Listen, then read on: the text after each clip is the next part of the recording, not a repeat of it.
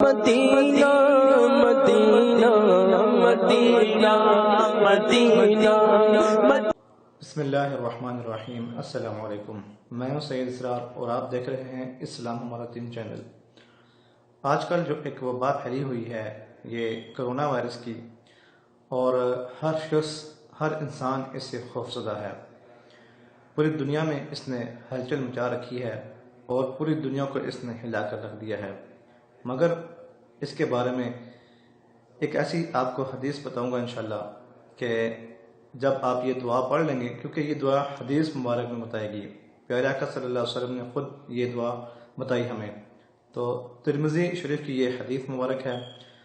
تو نبی کریم صلی اللہ علیہ وسلم نے فرمایا کہ جب تم کسی مریض کے پاس جاؤ، اس کو جو مرض ہوگا، مثال کے طور پر جیسے آج کل یہ وائرس آیا ہوا ہے کرونا، یا کوئی بھی مرض ہے جس کے پاس تم جاتے ہو، تو اس کے پاس جا کر یہ دعا پڑھ لو، تو وہ جو اس کو بیماری ہوگی وہ تمہیں کبھی نہیں لگے گی، زندگی بھر نہیں لگے گی۔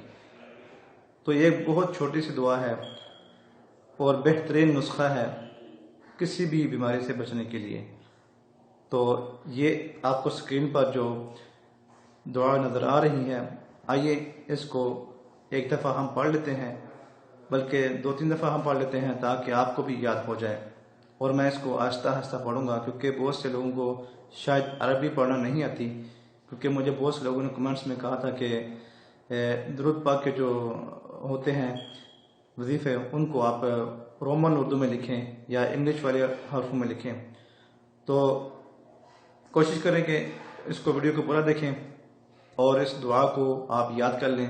جب بھی کسی مریض کے پاس جائیں گے تو فوراً یہ دعا پڑھ لیں، انشاءاللہ اس کو جو مرض ہوگا وہ آپ کو زندگی پر نہیں لگے گا، کیونکہ نبی کریم صلی اللہ علیہ وسلم نے فرمایا ہے، اور جو ہمارے پیارے ہیں کہ صلی اللہ علیہ وسلم نے فرمایا وہ بات حق اور سچ ہے، اس میں کوئی شک نہیں۔ تو چلیے اسکرین پر اور یہ دعا انشاءاللہ پڑھ لیتے ہیں۔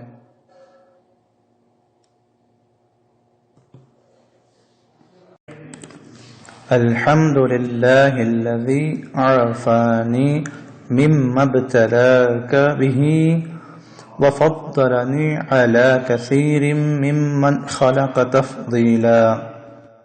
اس کو ایک دفعہ پھر پڑھ لیں۔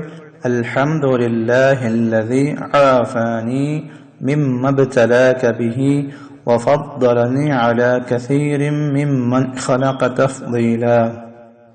ایک دفعہ پھر پڑھ لیں۔